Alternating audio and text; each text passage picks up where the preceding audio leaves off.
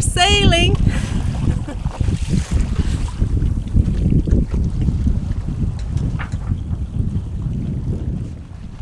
So one of the reasons we left the bay that we were on is because we run out of fish. So we're gonna move to the next bay and try to fish. What are we hoping for? Ono or ahi?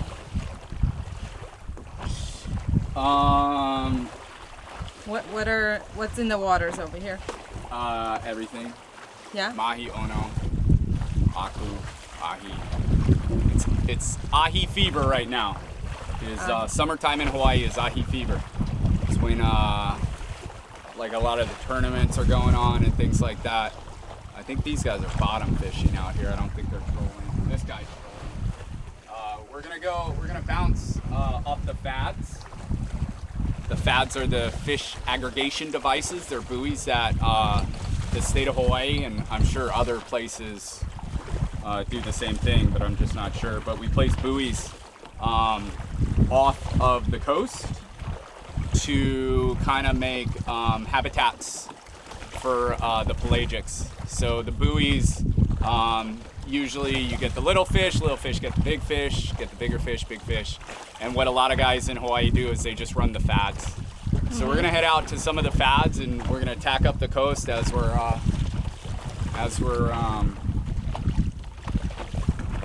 sailing. We're gonna be dropping some lines. We're not really going too quick right now. There's not a lot of wind, but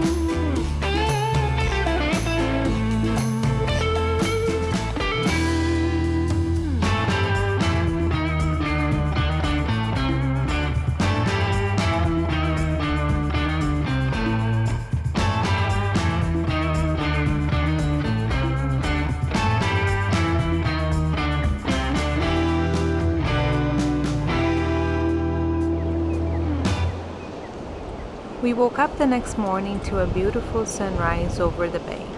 The trip up the coast took us about 6 hours with light winds between 5 to 10 knots.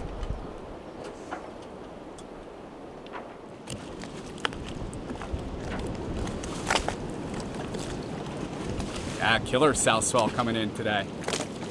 We're kind of outside the break here. You can see the break on the inside.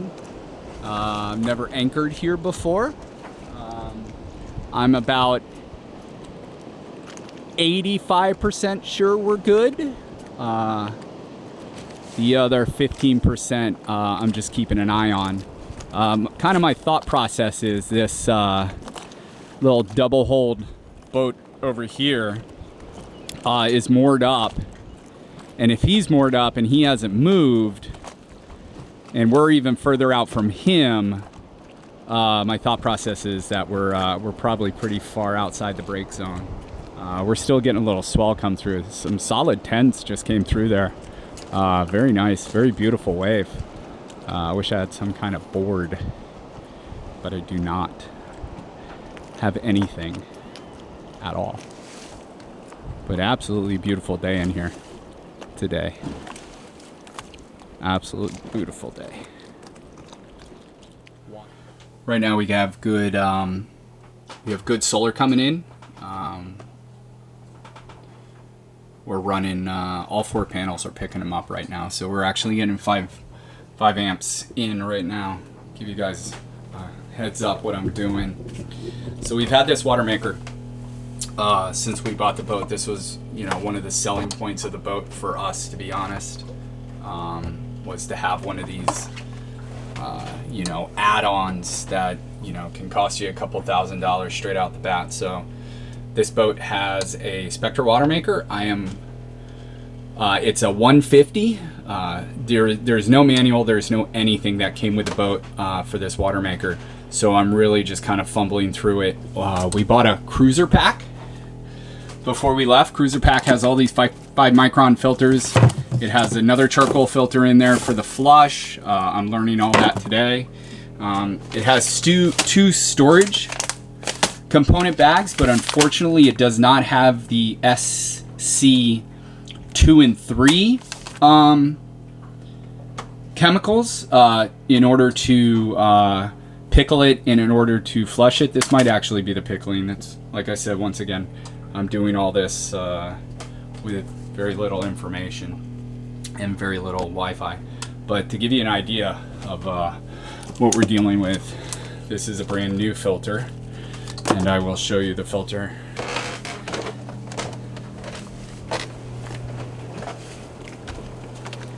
So I have the whole entire starboard lazarette opened up right now, and I'm going through it, and this right here was the filter I pulled out. So as you can see, pretty gross, pretty nasty. Right now, since we don't have the chemicals to clean it, we are running it right now. I've taken all the filters out of it. And let's see right here. The water maker system was not properly pickled when we bought the boat. After pulling all the filters and flushing the system for about a half an hour, we reinstalled new filters and began to make fresh water. What do you want to know? Oh, look at this one behind you. Those are big. Yeah. And you can see them. It's always hard to tell on camera, but let's see. We can. Wow. So.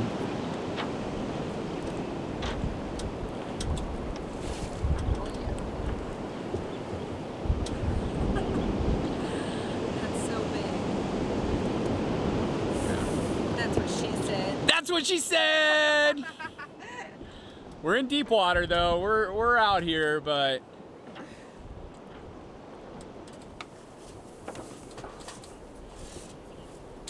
so we pulled up the dinghy and decided to lash it to the deck because the bay that we're in is catching a pretty good little south-southwest swell that's coming through the islands right now. We're anchored pretty deep. We're anchored in 40 feet of water.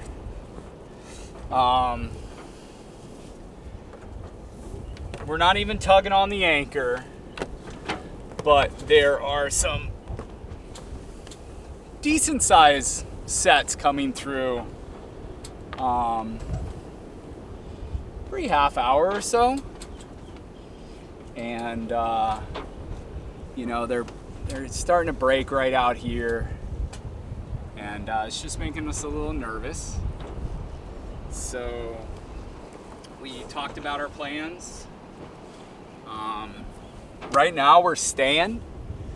It's supposed to get bigger tomorrow. I'm not sure. You can see it coming through right now. I'm not sure if Kealakekua is catching this swell also, because Kealakekua is kind of an open roadstead anchorage. There's a small boat harbor above Kealakekua, that's like jam-packed with charter boats, and they don't really ever get any space, and it's it doesn't have a breakwater or anything like that. And then there actually is one a little bit further up that is a small boat harbor, and it is facing more northwest, so it wouldn't catch any of this swell. That might be where we end up. We'll see. But as of right now, we took the canopy down, we tied up the dinghy. We're just kind of setting ourselves up in case we need to bug out in the middle of the night. Right now, this boat is still moored out here. Nobody's come to move his boat, but it's hitting pretty hard against the wall. It's calling 5 to 7 today. Tomorrow is calling 5 to 9 plus. That's face. So that's a decent size. So some 12 footers will probably sneak through, but we're just being cautious. AG, what are your thoughts on all this? I trust my captain. That is such a cop-out. That is absolute cop-out. What's a cop-out? That's a cop-out as a first mate. What? You're supposed to have an opinion. Always have an opinion. Doesn't mean I'll listen to it, but always have an opinion. Well, I'm still learning, but yeah. I think we have made the right decision to be ready to bug out. Yep, bug out. And we're ready. And we'll keep a watch tonight, and we'll see if anything we'll go out to sea. We even consider going to Maui across the channel through the night. So if necessary, we'll do that. If not, we'll leave tomorrow morning and go to Kona. Yeah, we can't go ashore. The rules, so right now we're in a marine life conservation area. Like, it was very cool to see. It was probably like this big, manta ray. I think they get like 10, 12 feet. They do. Oh my goodness. Oh my goodness. If he's good, we're good. He's just like flying through the water, no problem. We can't go ashore. We can't take our dinghy over to the good snorkel spot. The good snorkel spot is wiped out because of the swell, so all the sediment in the bay is turned up. So I think we'll end up leaving out of here tomorrow. Yeah, I think so too. Oh. No internet access. Oh, done. No gram. No gram. No gram.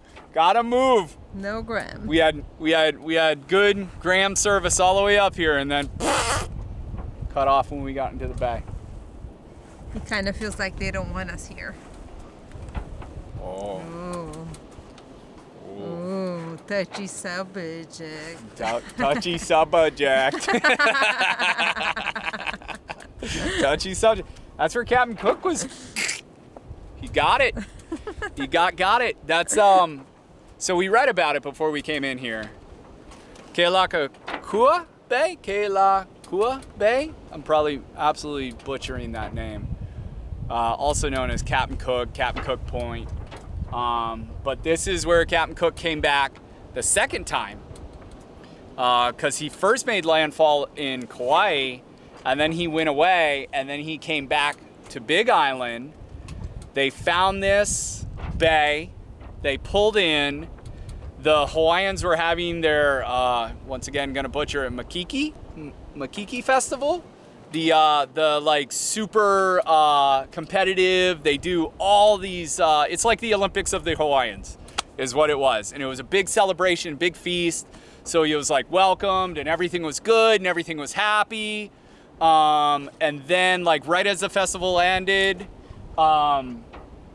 they went out to sea and they broke their mast or broke some of their rigging, and they came back.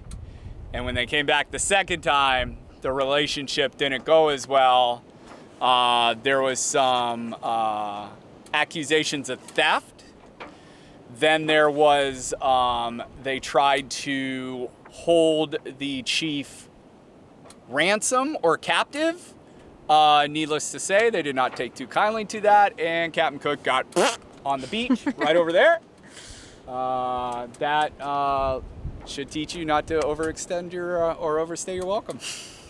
And when it's time to go, it's time to go. So maybe tomorrow's time to go for us. But we can't go to the monument. We can't go to shore. But it is an absolute beautiful bay. It is. We wanted to come do some snorkeling. We wanted to come shoot some GoPro, do some backflips off the boat. Do you do backflips? No. I do more backflops. But unfortunately, Mother Nature dictates. So we're gonna hang out here, and I think we're gonna leave in the morning. Wake up, have a cup of coffee, and head out. We might be motoring tomorrow because it's super light winds in the morning. Shoots? Shootsa! Today we're heading north to Kealakekua after spending 2 days in Captain Cook Bay, which in Hawaiian it's called Kealakekua. We're just now passing through the Captain Cook's monument. You can see several kayakers around. There is a permit that you need in order to anchor here, and some of these kayakers are probably with companies that have license to launch at the beach. So we have a 10-mile sail up the coast. We're not sure if we're gonna have to motor. We probably will, because it's the west side, it's the leeward side, and there's not a lot of wind. Thanks for watching. If you like this video, hit the thumbs up and subscribe. It really helps us grow our channel. Wow, that's beautiful.